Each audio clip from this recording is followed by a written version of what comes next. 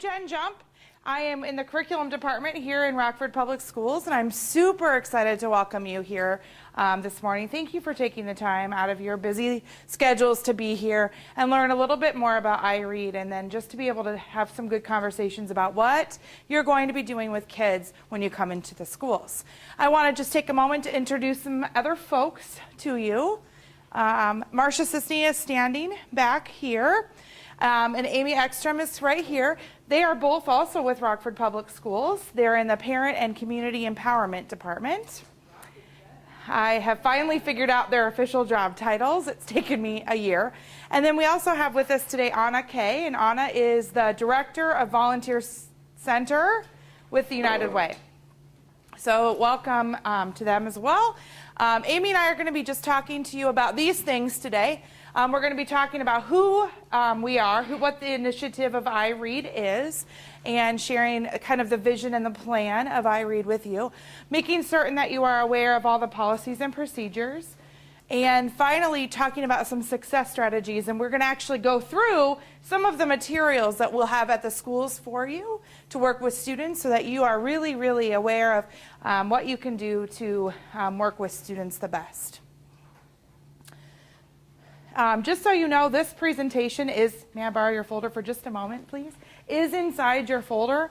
It looks like this.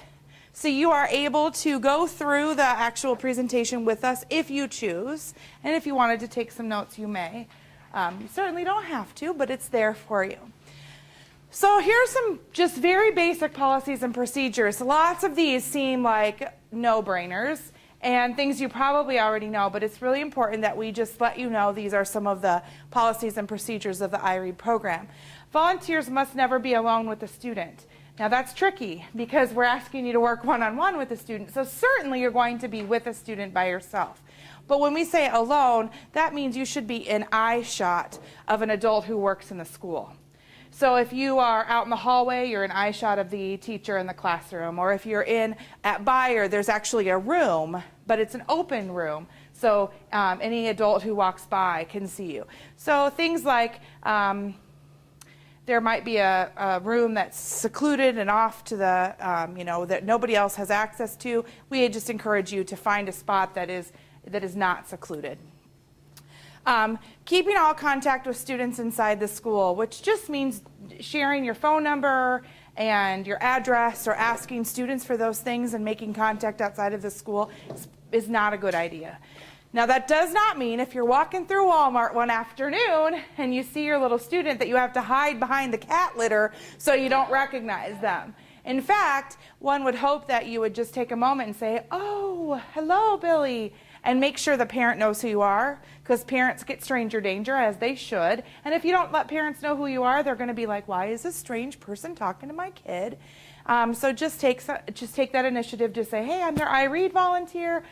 So good to see you today." Certainly, you should never administer medication or medical treatment to a student. So let's just say child has a sore throat, and you happen to have, do they still make Sucrets? Like, those were lifesavers when I was in elementary school, but I haven't seen them in a long, long while. So you have a package of 20-year-old Sucrets in your purse. I don't give them to them. If they're really struggling, make certain that they have access to the nurse. So you just might inform the teacher, and the teacher can make the decision to send them to a nurse. If they need a bandage or some sort of other treatment, I would let their teacher know. Does that mean you can't hand them a wet paper cloth because they have this minor little owie on their finger that's deterring them from doing anything else besides noticing their owie? Certainly not. But just not, you don't need to be their nurse. To talk about not giving gifts to students, and this is hard because these are little guys and girls who would love to receive things from you, but by golly, we have a solution to that problem. And we've worked really hard at solving that. And what we encourage our volunteers to do, if you're interested in giving students something, each school in Rockford has a PBS.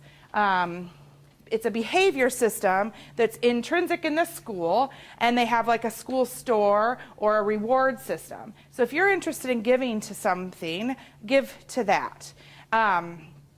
And also, you'll also be armed with PBS bucks, and each school calls them something different. They could be like cougar bucks or buyer bucks or I don't know what the rest of them are all called, but it's just a little reward that you can give to a student when they've done a really good job, and then they get to put their name on it and put it in the bucket and perhaps get a trip to the store. They can save them. It's like a little bartering system in the schools. So you'll have those.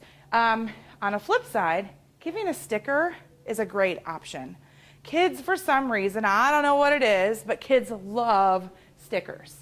So each of the iRead materials is we try to stockpile them with stickers. So at the end of each session, if you give students a sticker that they can, I don't know, put on their hand, put on their shirt. Some of them like to put it right on their forehead. That's a great option for kids. Discipline is always administered by the classroom teacher. Sometimes kids are naughty, right? And so we want a good plan in place, and we want you to feel comfortable and secure in how to handle that. And certainly you can use a firm tone with students and talk with students, but if there is really a discipline issue, it should go back to the classroom teacher, and you should let the teacher know, this is becoming a problem. How can we help solve it? And then finally, this is my favorite one to share. And I'm going to make you make some promises here. You have to follow the rules of the school. So before we move on, will you please put your right hand up in the air, and you're going to make some promises.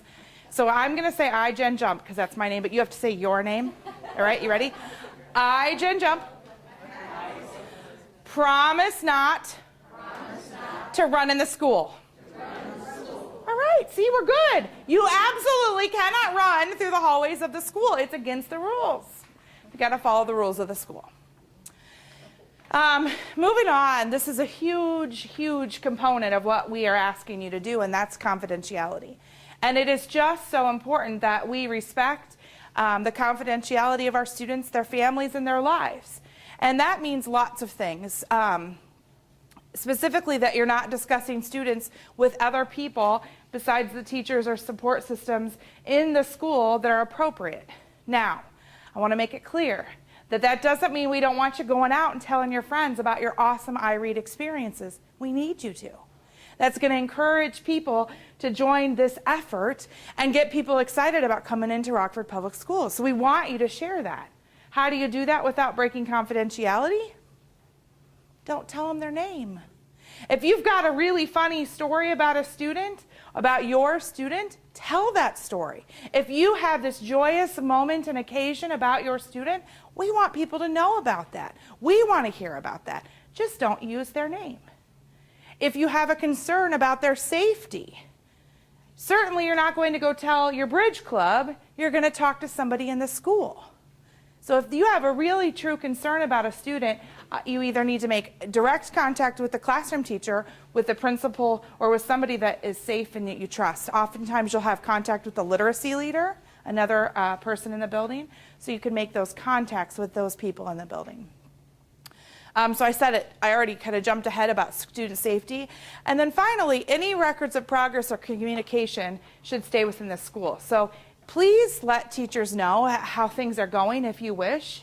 But we ask that you don't share those things back home, because here's what can happen. There can be mixed messages. So let's say as a volunteer going in once a week, you're noticing huge amounts of growth, which is awesome.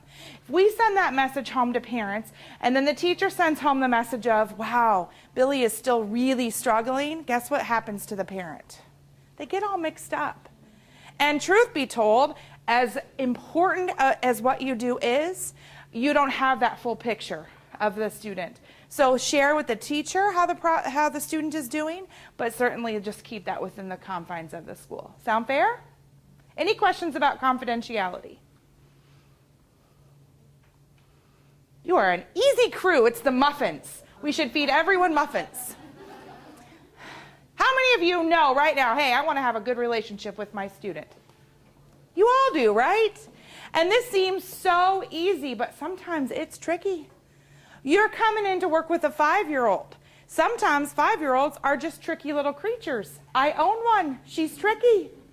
And so we have to just be cognizant of how we're going to work with these kiddos that are shy, timid, nervous, maybe mistrusting of grown-ups. So we're going to give you some clues about how to develop positive relationships.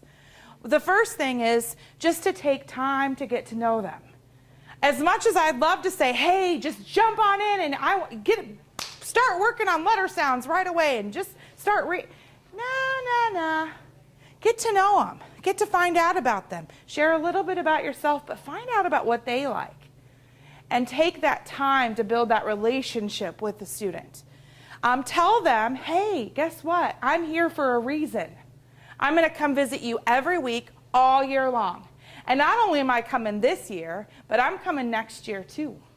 And I'm going to be here every Tuesday morning, and I hope you're here every Tuesday morning too. Let them know, hey, I'm secure. I'm going to be here for you. Show that you're interested. Take time to listen. Share a little bit of your interests and praise them when it's appropriate. Relax and be patient. Okay, so let's be honest. Sometimes you're going to come in the second weekend, the third weekend, the fourth weekend, the fifth weekend, and think, all right, last week we learned the letter E. And then you get back and they look at it like it's foreign.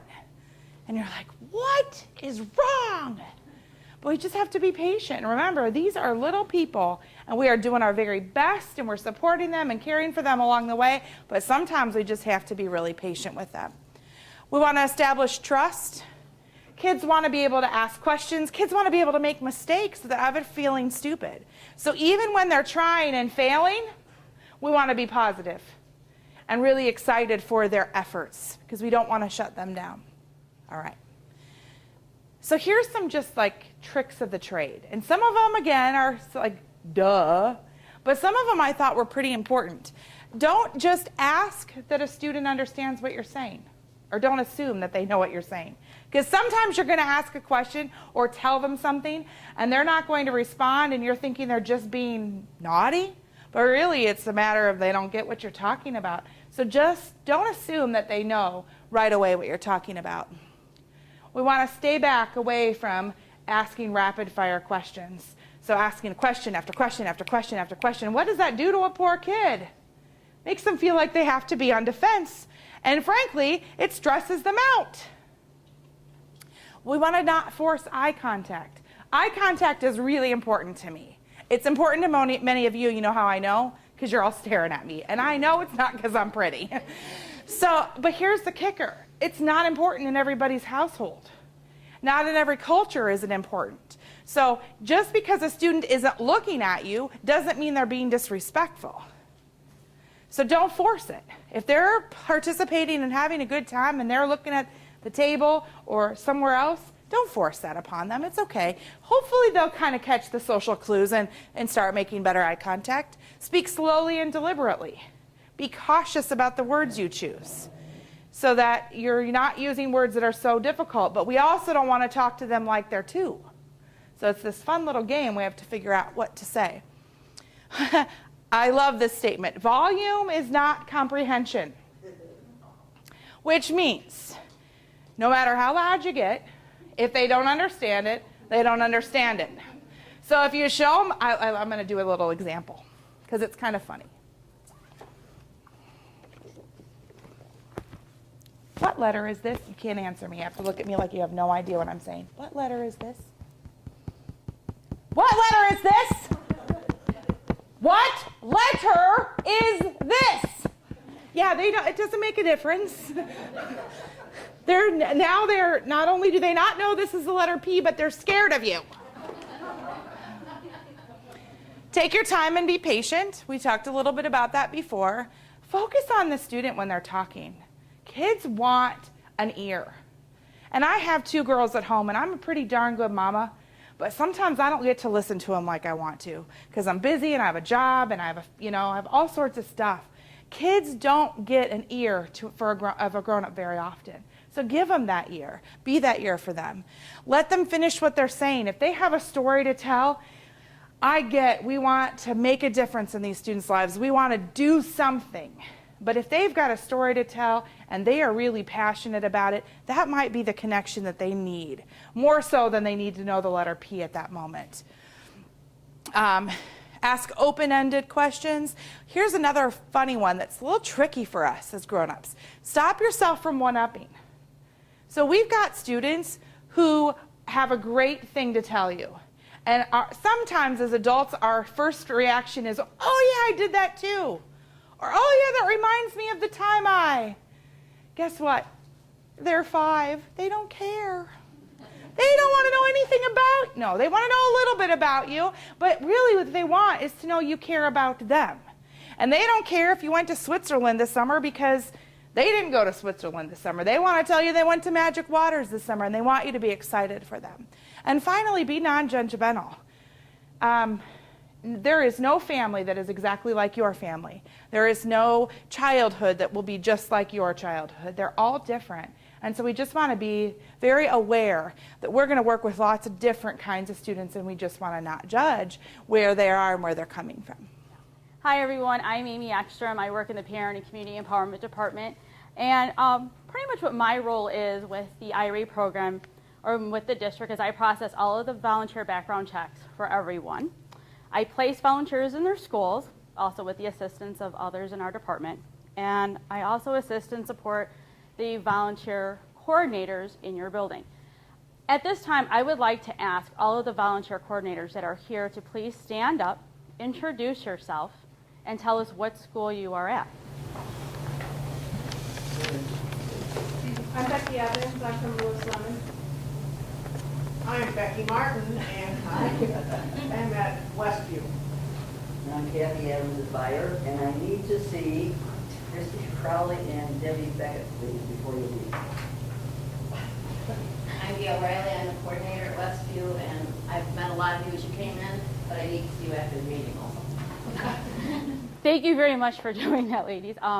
As you can tell, these ladies, I rely on these ladies, and you will also as you go into the program. But every IREAD school that we have a volunteer coordinator there. We are missing 3 of them. They're not here today. So if you're at Hillman, your volunteer coordinator is Amy Gates.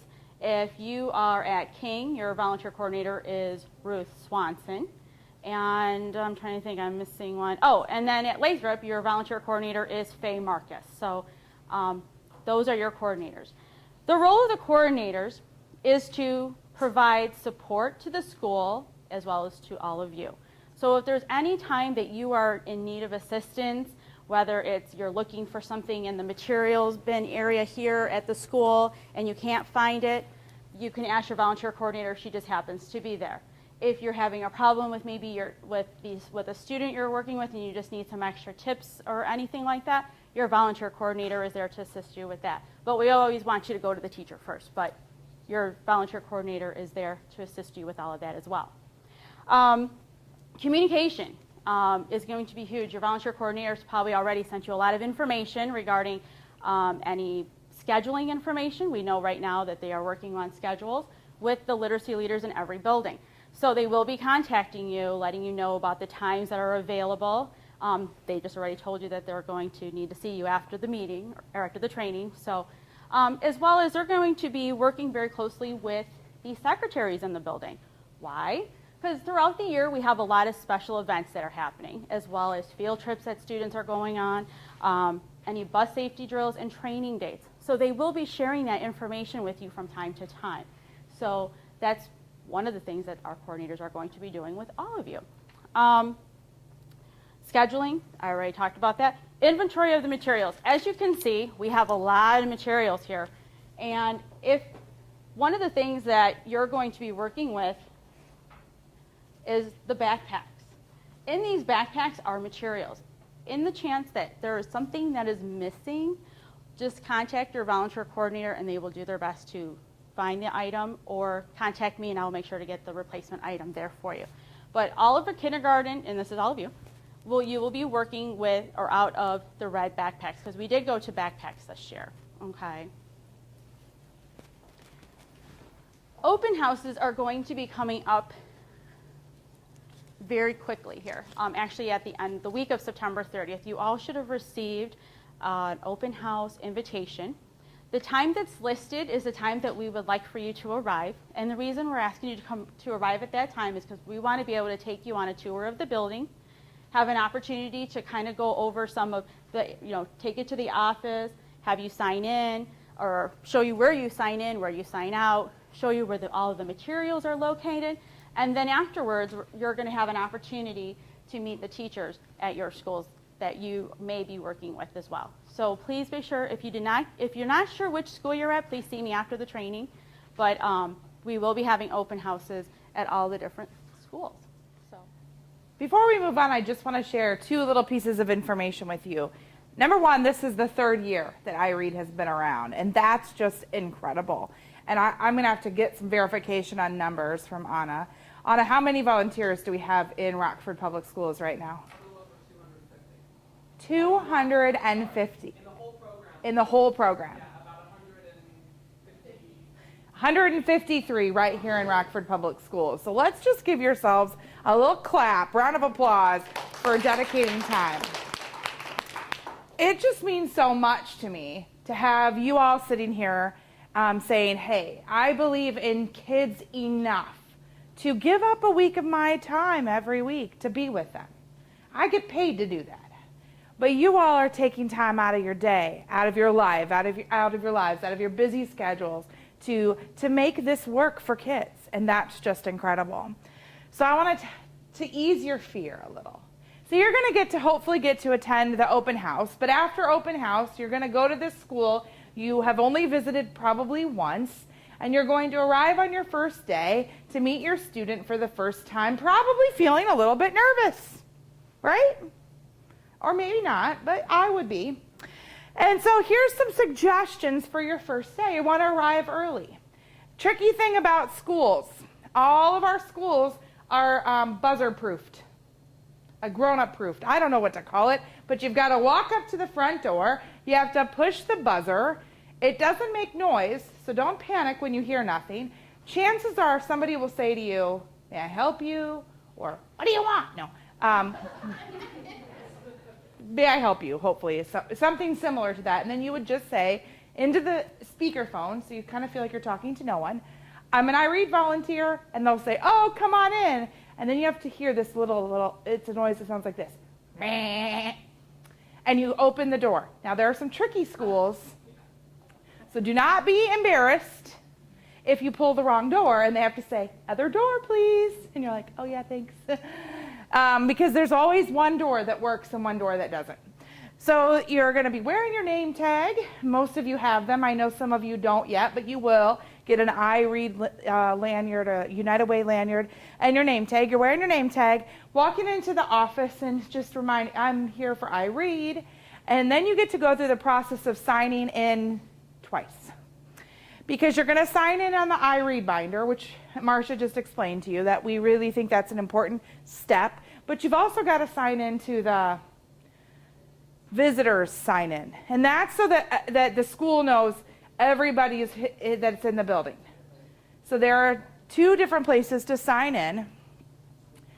And then it gets a little tricky because you're going to find the backpack. And the backpacks look like this. She shared these with you.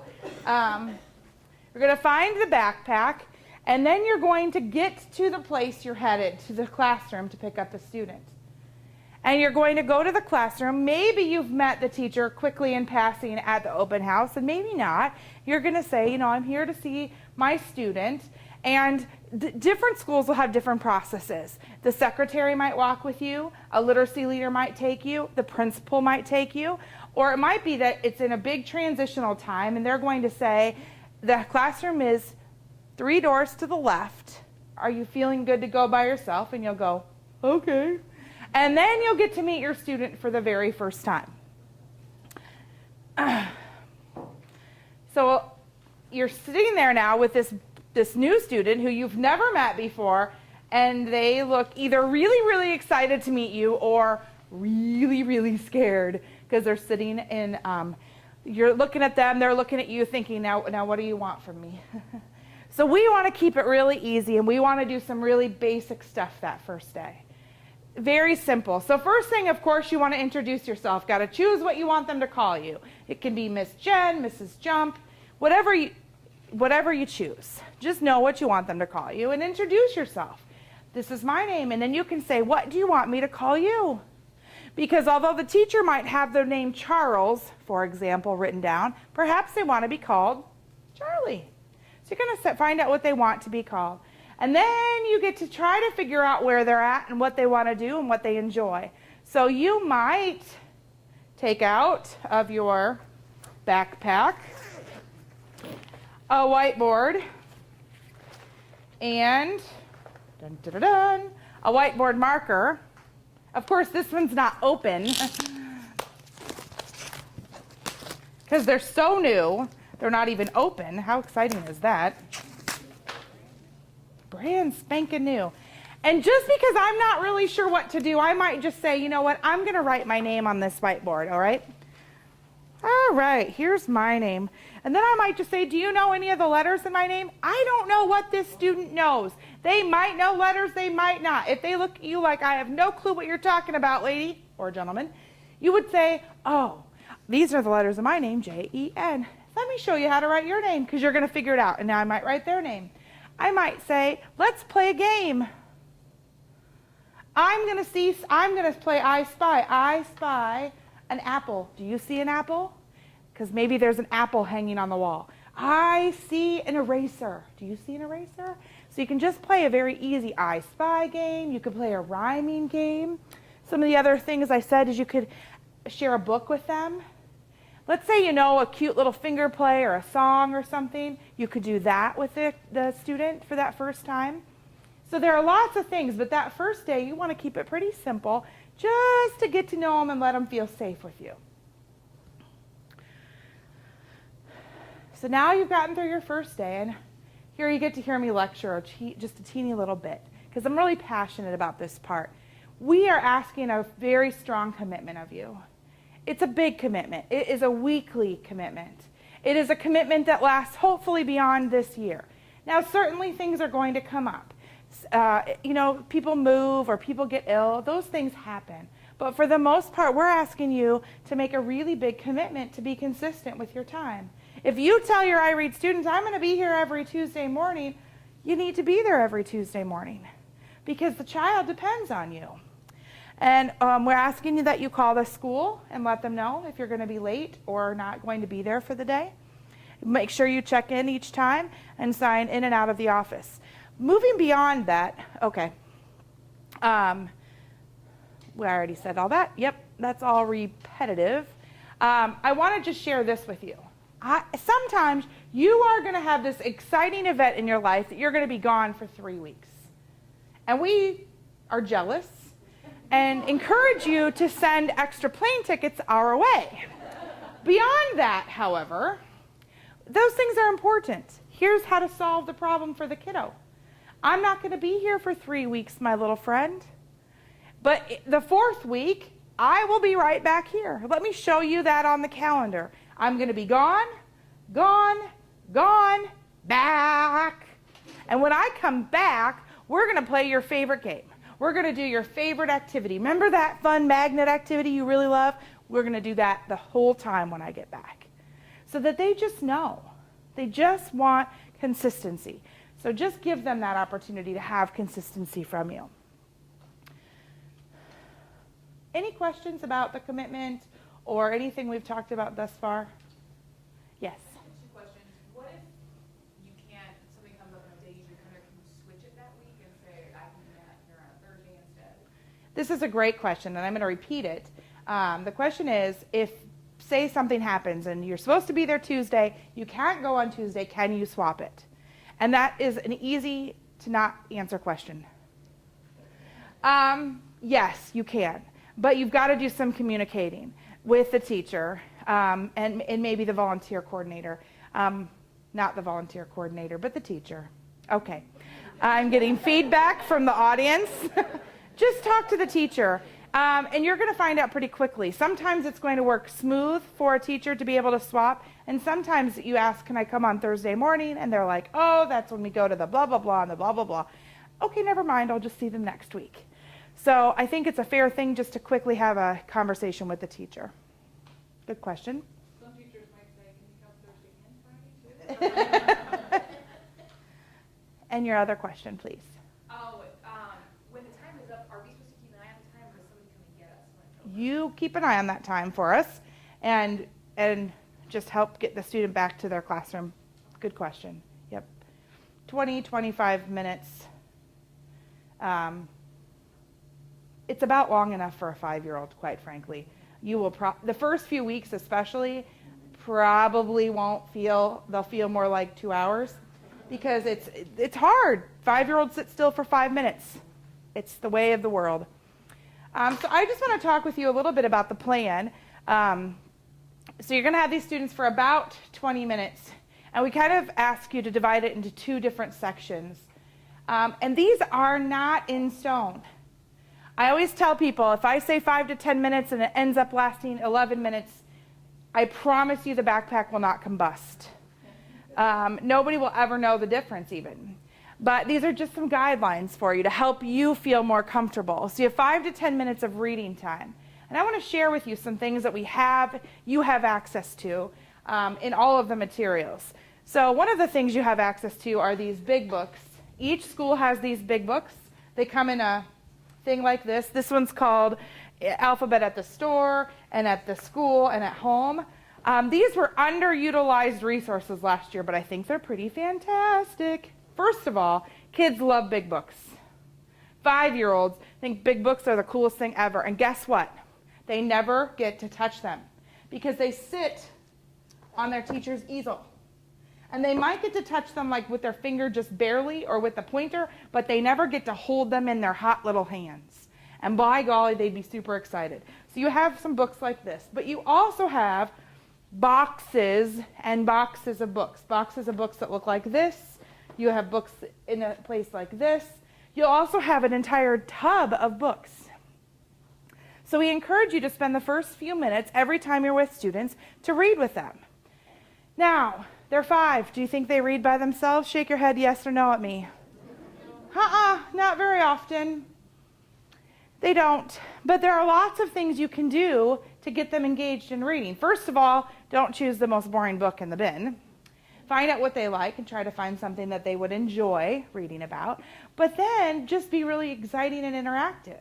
And if you discover that, so they learned the words I and am last week in kindergarten. I know this because I have a kindergartner. And so she came home and practiced I and am until everyone in my whole house, including the cats, knew them. We know I and am. So now when she reads with us, guess what words I let her read? I and am. She knows every time she sees the capital letter I, she has to say it, and if she sees the word am, it's hers. She's got it. So you can do that with students. You can ask them to show you the pictures. You could ask them to point to the words. They're not going to be perfect, but that's okay. Just keep them excited and engaged. As you go along, you'll find that students might learn how to read this year, and then you can swap read with them. So you read a little, they read a little. You might allow them to read from their brain, so they make up the words. And that's really good practice for a 5-year-old. You might read a very simple book and ask them to repeat it. So I might take this book out, and I'm going to show you this one because it's pretty basic. And it says, and it even has pictures, a penguin was in that egg, okay? So I'm going to show you what that might look like with kids. Are you ready? I'm going to read this page, and then I want you to read this page, okay? So can you listen to me read? A penguin was in that egg. Okay, now it's your turn. Are you ready? Ready to read? You're all little 5-year-olds. You ready? Okay, let's go. A penguin was in that egg. Holy smokes, you just read that page so perfect. I'm so proud of you. And granted, they're not really reading yet, but by golly, that's good practice. So that might be something that you do with students and gives them that feeling of, I am really darn successful. And after that, you have 10 to 15 minutes beyond that to work on stuff. We're talking beginning of kindergarten. There are a few things that we want kids to know that they may not know. They might not know their colors yet and some basic shapes. Now, those aren't literacy things, but they're things that are going to make them more literate in the world. Do you see what I'm saying? So those are things that are fair to practice. Can you find something that's red? Plus, here's a funny thing about literacy that people forget. Speaking and listening are part of being literate. So if you're asking questions or telling students to ask you questions, they're being literate little people. So colors and shapes are pretty basic, but the other thing we want students to be working on is the letters themselves. So some students will come to you and they'll have a pretty good understanding of maybe, I would say 10 to 15 letters. And then we're going to have some friends who know them all, and then we're going to have some friends who have never seen a letter in their life and made a meaning of it. So we have lots of different things for you to use to get students engaged in learning letters. I shared this with you a little bit before, kind of obnoxiously with the letter P, but I just want to share this with you. What a fun, fantastic book for students who don't have a lot of exposure to letters. Because what can they do up here but trace them with their finger because they're big. And they can talk about orange and O, and the letter P for pineapple, P. Can you make the letter P with your finger? So we can expose them to letters. There's also, I want to show you this because I think these are awesome. This is like an I Spy game. And it's in all three of the books. Each of the schools have it. Do you know how fun this would be for kids? Can you find the letter M? And the letter M, oddly enough, is dancing by the raisins in the grocery store. That's very normal, right? Or we can find the letter L carrying the milk through the grocery store. But this would be a really fun activity for students. And that's in all three of those books. We also have in each of the backpacks magnetic letters, and there's also a, just kidding, well the magnetic letters actually come in baggies. And so you could ask them to find letters that they know or make their name with the magnetic letters. There is a magnetic board typically, I thought. Yes? Just not seeing it right now, but I'm sure it's somewhere.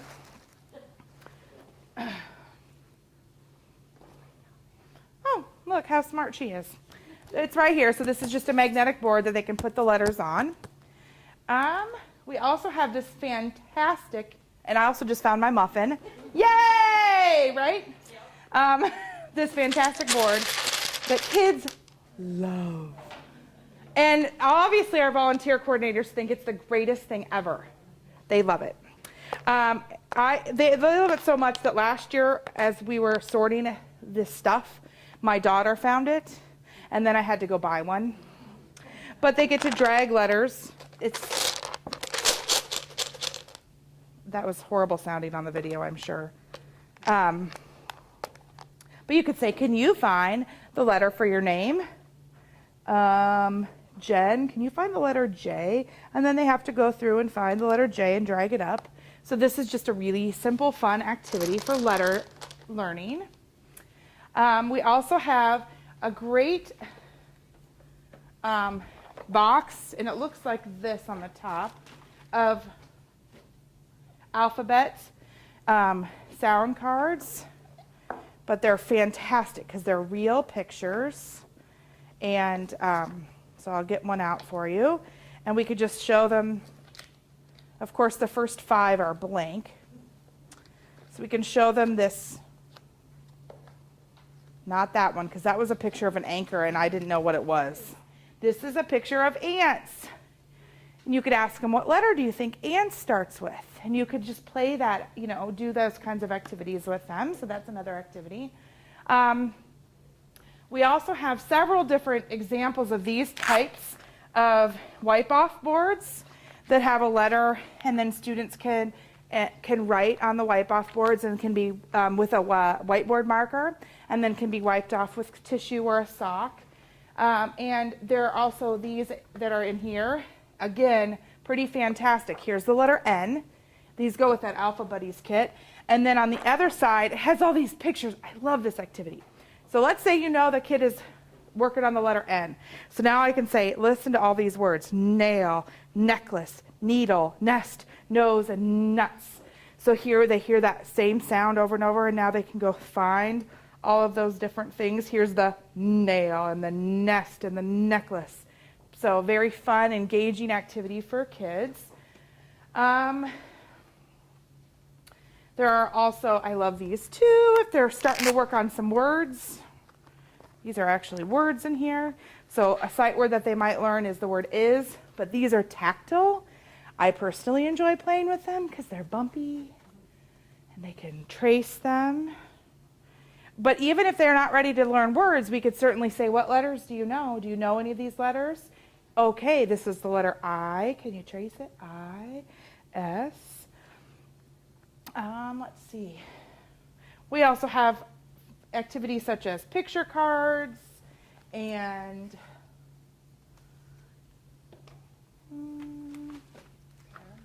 those are really set first grade.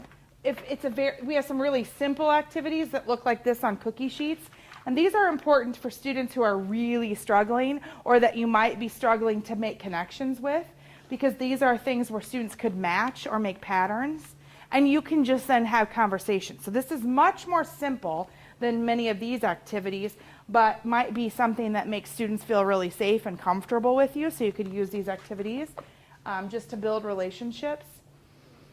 I think that's a good example, some good examples of the different things that you can do with students. And here's what I'll say next. Keep it where you're comfortable. If there is something in those bins that scares you, leave it there. It's okay.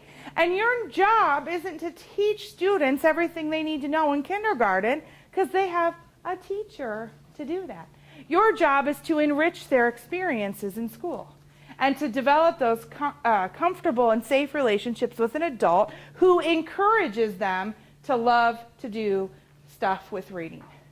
So if you spend good time with them reading every week and sharing the love of books with them, you've done amazing things for kids. So if you don't feel comfortable teaching them letter sounds because you don't know exactly what sound each letter makes, it's okay. If you spend time enjoying reading with kids, they're going to be benefiting from you. We also have every kindergarten bag has a puppet in it. I don't know if you know this about children, but kids like puppets. So if your puppet wants to read the story, or if the student wants to read the story as the puppet, or they want to maybe tell you rhyming words with the puppet. So if I say, I want to rhyme, can you make Spotty the dog? Are you a dog? Okay. Can you make Spotty the dog rhyme? Kid says, okay. So rhyme this word, bat. And the little friend gets to go, sat. Fantastic. And kids just think that's great. Grown-ups think they're silly, but kids love them. So that's another thing that you can do. So that's kind of how the 20 minutes works itself out. Go ahead.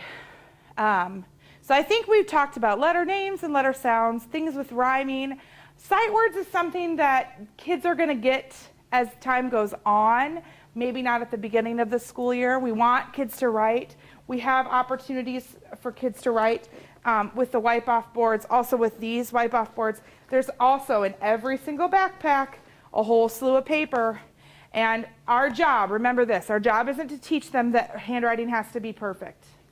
Don't worry about that. That's their teacher's job. If they want to put pencil to paper or marker to paper or crayon to paper and they're making vested efforts, encourage. And that's awesome. So those are the kinds of things that we should be doing with students. And go ahead. I am finished yakking your ears off. You can all woohoo for that, right? But I really want to open the floor for any questions that you might have. But before we do that, I just want to say it one more time. I'm grateful for you. I know that our department, the PACE department for Rockford Public Schools, the curriculum department in Rockford, as well as United Way, are just so grateful that you think kids are important enough to take time. Oh, some of you are working at a bilingual building with students who are dual language speakers. That means that they're coming in as Spanish speakers. Those schools are Hillman, Lathrop, and King. There will be a bilingual training to help you know how to work best with those students on October 28th at noon until 1. Right here in this room. It'll be in this building somewhere, October 28th at noon. Okay. Any questions? The starting week is the week of October the 7th. Great question. Thank you very much. First of all, I want to say this. If you find that there is a need for something in our iRead materials, let us know that. Certainly we can't fill it the next day, maybe not even within the next month or 2 or 3, because there is just a pool, there isn't a pool of money sitting around. But we definitely want to meet interest levels of children. As far as bringing in stuff from home, it gets a little tricky. And I'm looking around to see if I can get some feedback from some of my friends. I don't think bringing a book in on occasion that will keep students engaged is a bad idea. But I'm thinking most of the time we're going to try to keep it here. Yep. Once in a while, it might, if you can spark a child into loving something or getting interested in something, I don't see why not. But technology is a tricky issue, things like iPads and that. And we're going to ask that those just don't play a part in the iRead program at this time. The hope is to develop relationships with students. And that piece of technology, albeit exciting and interesting and very engaging, kind of takes the personal piece away for kids.